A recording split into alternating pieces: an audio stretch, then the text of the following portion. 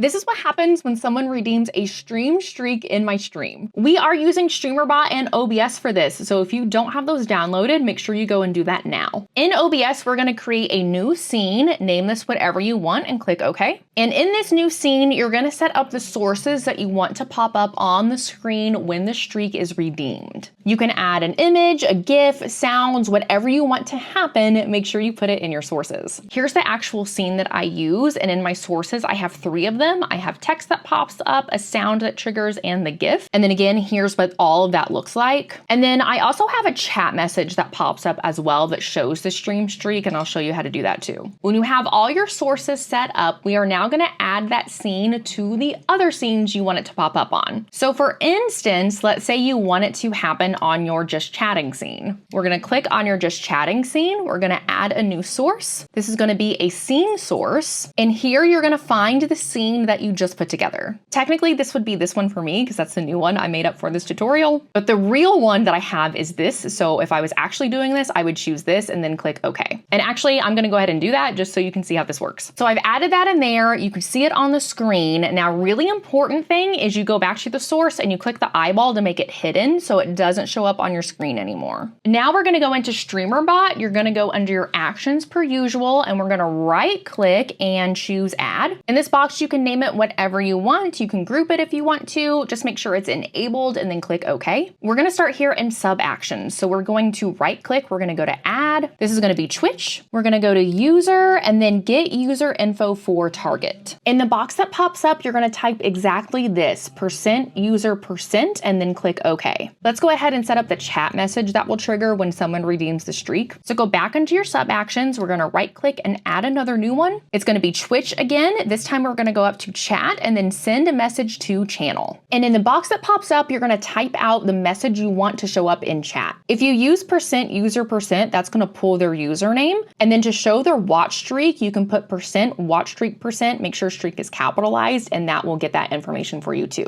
And when you're done setting up your message, go ahead and click OK. Now we're gonna add the OBS triggers. So we're gonna right click again in sub actions. We're gonna go to add. This time it's gonna be OBS Studio. Then we're gonna go to sources and then set source visibility state. In the scene box, we set this up on just chatting. So that's the scene that we're gonna choose. And then for source, it's gonna be that scene source we added. So mine is gonna be this one here. We're gonna make sure state is visible and then click OK. Now we need to tell it how long you want it to show on your screen. To do that, we're gonna right click again in sub actions, go to add, go up to core, and then delay. Then you add your time in here. This is in milliseconds. So this means 5 seconds. Once you have your time in there, go ahead and click OK. Now on the source visibility we set up, right click on that, go to duplicate sub action. Double click on that, and then in this, change the state to hidden, and then click OK. We have all the sub actions set up now, so now we just have to set up the trigger. So go up to your trigger box, we're gonna right click, add, this is gonna be Twitch, then we're gonna go to chat, and then watch streak. Here you're gonna set up the minimum watch streak for that to trigger and the maximum. If you leave this blank, it will trigger on any streak value. Set yours up however you want, and then click OK. And now to make sure it's working correctly, right click on the trigger, go to test trigger, and you should see it pop up in your OBS.